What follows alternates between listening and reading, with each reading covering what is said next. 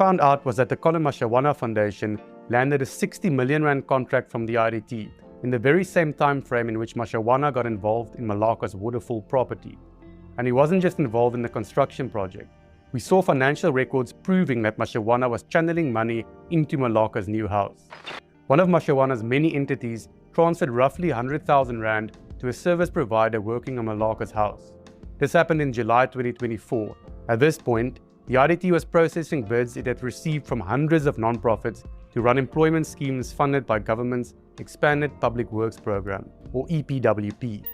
The Department of Public Works and Infrastructure, the IDT's parent department, had released 750 million rand for the IDT to initiate EPWP schemes in the 2024-2025 financial year.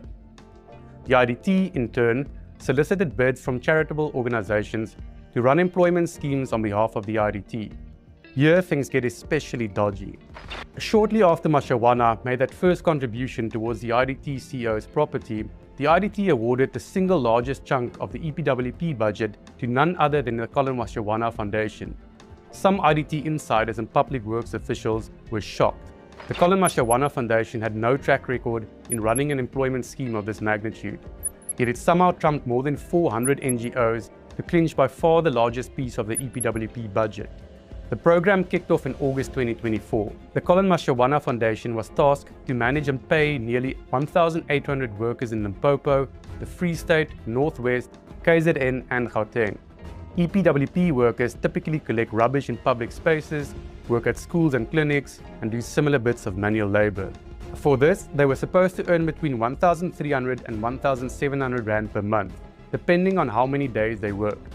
The Collen Mashawana Foundation had to oversee their labor, then claim funds from the IDT so that it could pay the workers. In September 2024, funds started to flow from the IDT to the Collen Mashawana Foundation. Alarmingly, our investigation found that this money was not going to the EPWP workers, at least not all of it. Let's hone in on the Godsong township near Waterfall in the Free State. Here, the Collen Mashawana Foundation had to run an employment scheme for just more than 200 individuals. They did 11 days of work in August 2024. Mashawana's foundation submitted a claim to the IDT to release funds for 11 days of work, and the IDT released the money. However, when the workers later got their salaries, they were shocked to see that the Collen Mashawana Foundation had paid them only 366 rand. For some reason, the foundation had kept nearly 1,000 rand. Many of them told us that they had to sometimes go to bed hungry because Mashawana's foundation wasn't paying them their rightful salaries. And they could show us bank statements proving that there were huge discrepancies between the funds the Mashawana Foundation claimed on their behalf and the actual figures paid into their accounts. The question then is, what did the Collen Mashawana Foundation do with the workers' wages?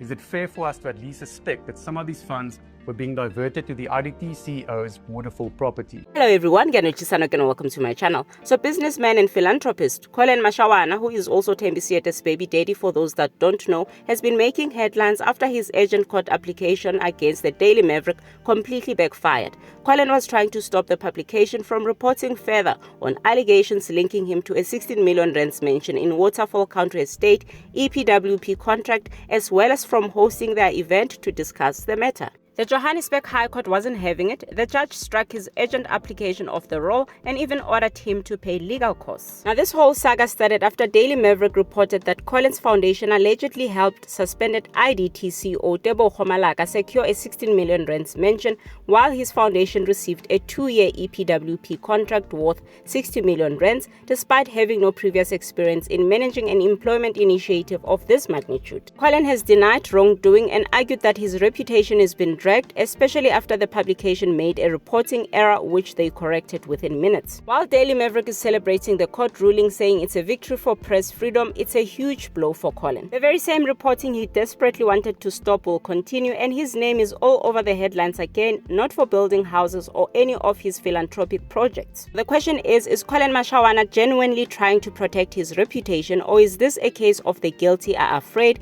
hence he's desperately trying to silence the media? Anyway, do let me know what you think in the comments. Thank you so much for watching.